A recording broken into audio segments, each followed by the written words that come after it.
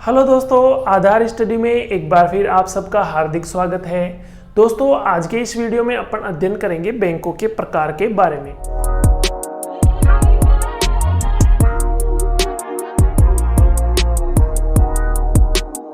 दोस्तों, पिछले वीडियो में आपने देखा होगा कि पिछले वीडियो में अपन ने बैंकों के इतिहास के बारे में अध्ययन किया था।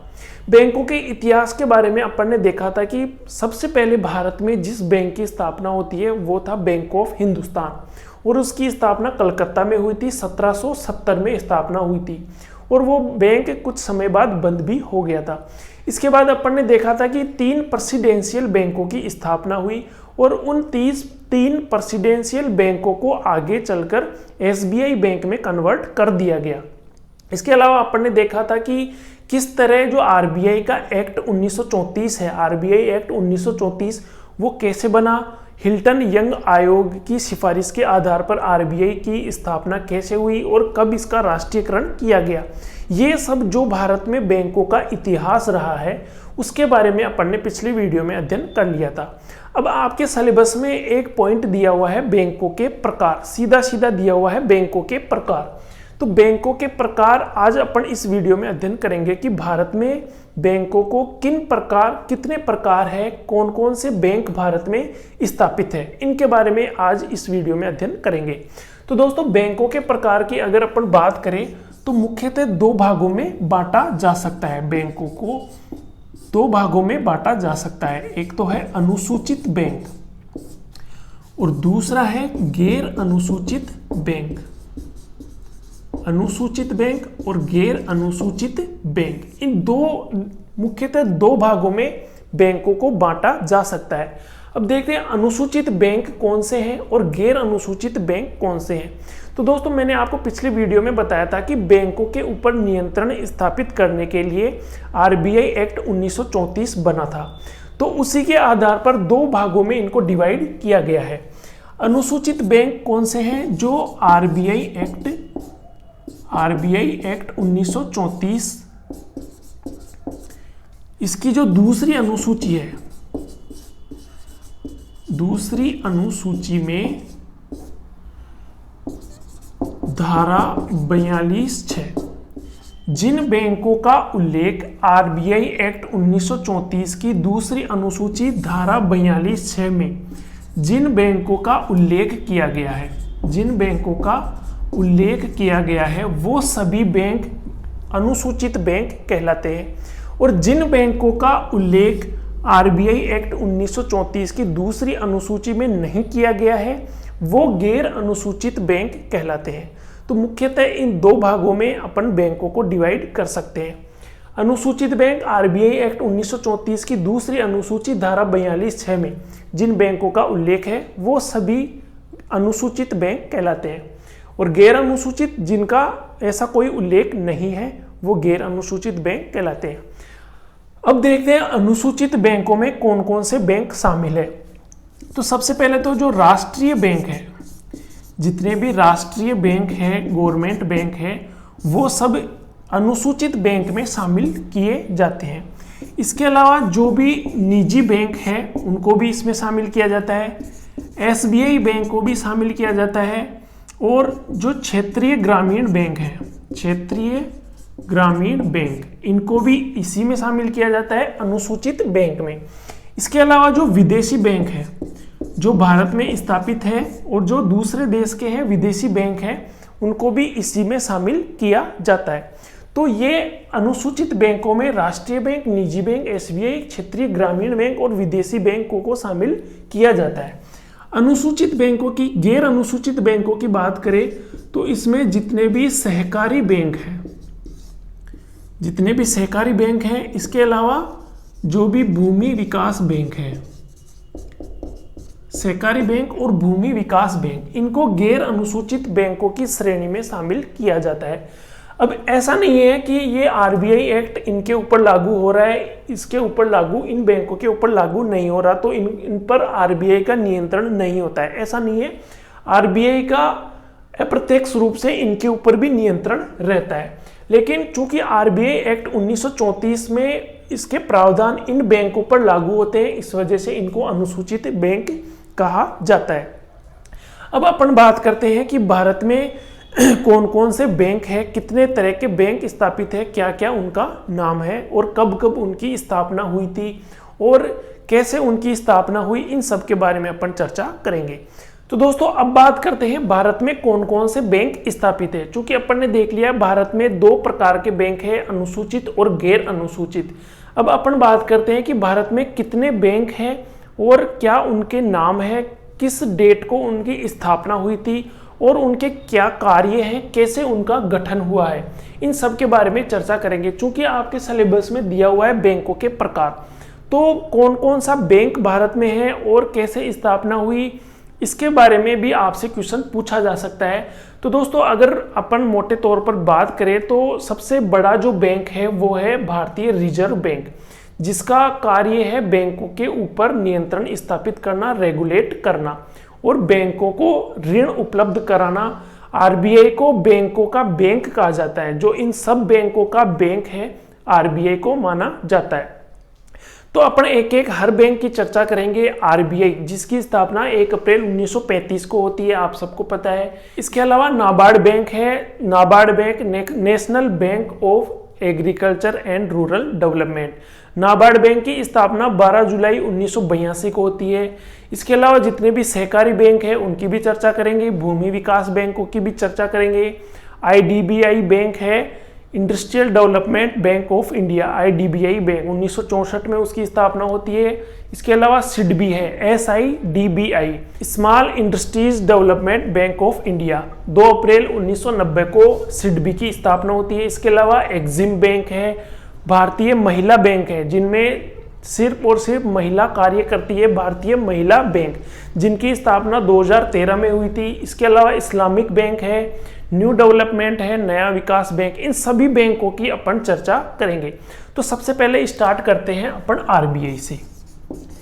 आरबीआई भारतीय रिजर्व बैंक ऑफ इंडिया, इसकी स्थापना कब होती है? 1 अप्रैल 1935 को इसकी स्थापना होती है। और कैसे स्थापना होती है ये अपन ने पिछली वीडियो में भी चर्चा की थी कि आरबीआई बैंक की जो स्थापना है उसकी स्थापना की सिफारिश हिल्टन यंग आयोग ने की थी। हिल्टन यंग आयोग का कहना था कि बैंकों के ऊपर नियंत्रण स्थापित करने के लिए एक नियंत्रणकारी संस्था होनी चाहिए और उसी के आधार पर भारतीय रिजर्व बैंक की स्थापना 1 अप्रैल 1935 को होती है। दोस्तों भारतीय रिजर्व बैंक जो है उसका पहले मुख्यालय कहाँ था? पहले मुख्यालय इसका कलकत्ता में था। पहले इसका कलकत्ता में मुख्यालय था, लेकिन 1937, चूंकि 1935 को इसकी स्थापना हो जाती है, 1937 में इसका मुख्यालय मुंबई में स्थापित कर दिया गया। अब जो वर्तमान में आरबीआई का जो हेडक्वार्टर है, मुख्यालय है, वो मुंबई में है। और कब से? 1935 से आरबीआई का मुख्यालय मुंबई में है। इसके अलावा आरबीआई के 4 क्षेत्रीय कार्यालय हैं जो आरबीआई की तरह ही काम करते हैं। 4 क्षेत्रीय कार्यालय, 4 क्षेत्रीय कार्यालय हैं। और 4 क्षेत्रीय कार्यालय कहाँ कहाँ स्थापित है? एक तो है दिल्ली में, इसके अलावा मुंबई में, कलकत्ता में और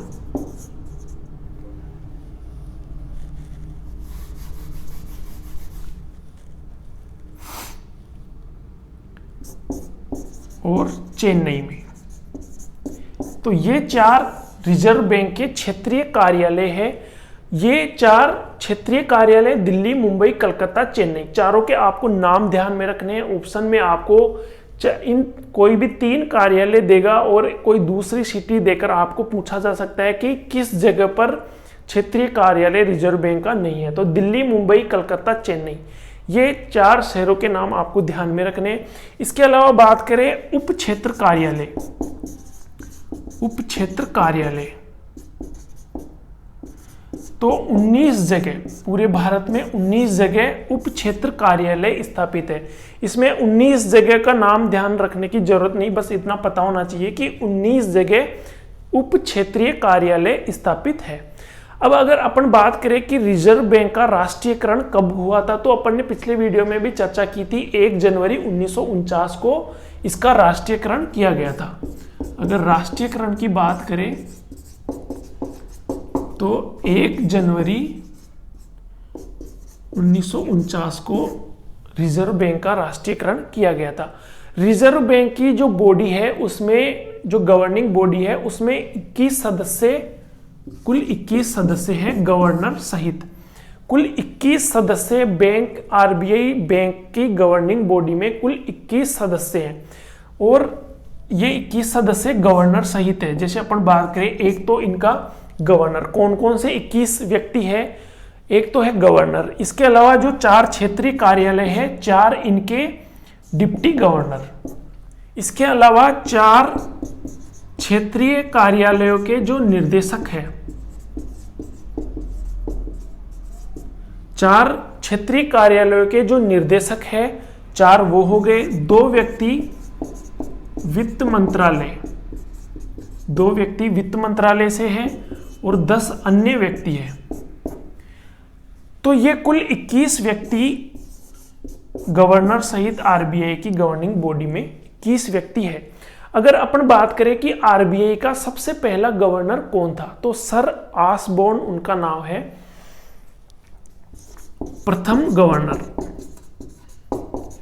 गवर्नर थे सर ऑसबोर्न। ये आरबीआई के प्रथम गवर्नर थे। चूंकि आरबीआई की स्थापना भारत के स्वतंत्र होने से पहले हो चुकी थी, तो इस वजह से सर ऑसबोर्न ये ब्रिटिश नागरिक थे और ये आरबीआई के सबसे पहले गवर्नर थे। अगर अपन बात करें कि सबसे पहले भारतीय गवर्नर कौन थे, भारतीय, तो मैंने पिछले वीडियो में भी आपको बताया था कि भारतीय गवर्नर सीडी देशमुख, पहले जो भारतीय गवर्नर थे उनका नाम था सीडी देशमुख।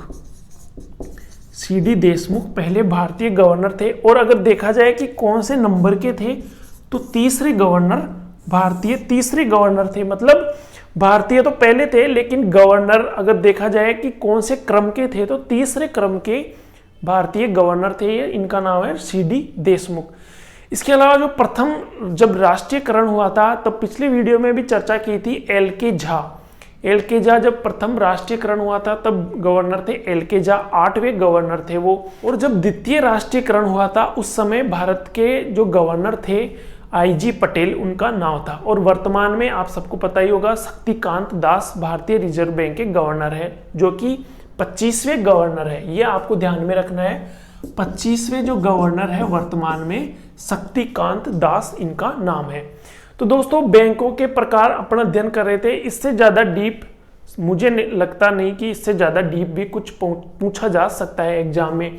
आपको बैंकों के प्रकार में अगर इतना भी ध्यान रहे तो ये मोर देन सफिशिएंट है। तो अपन ने पिछले वीडियो में बैंकों के इतिहास के बारे में पढ़ा और आज के वीडियो में बैंकों के प्रकार के बारे में पढ़ रहे हैं। अभी सिर्फ रिजर्व बैंक के बारे में अपन ने पढ़ा है। इसके बाद अपन आगे आने वाली वीडियो में नाबार्ड बैंक, सहकारी बैंक, भूमि विकास बैंक, आईडीबीआई, महिला बैंक, एक्जिम बैंक, इन सब बैंकों के बारे में भी चर्चा करेंगे। तो दोस्तों, आज की वीडियो में इतना ही। मिलते हैं नेक्स्ट वीडियो में। अगर वीडियो आपको पसंद आया है तो वीडियो को लाइक जरूर कीजिए और अपने दोस्तों में भी शेयर कीजिए। अगर चैनल को आपने अभी तक सब्सक्राइब नहीं किया है तो चैनल को भी जरूर सब्सक्राइब कीजिएगा। मिलते हैं नेक्स्ट वीडियो में, तब तक के लिए धन्यवाद।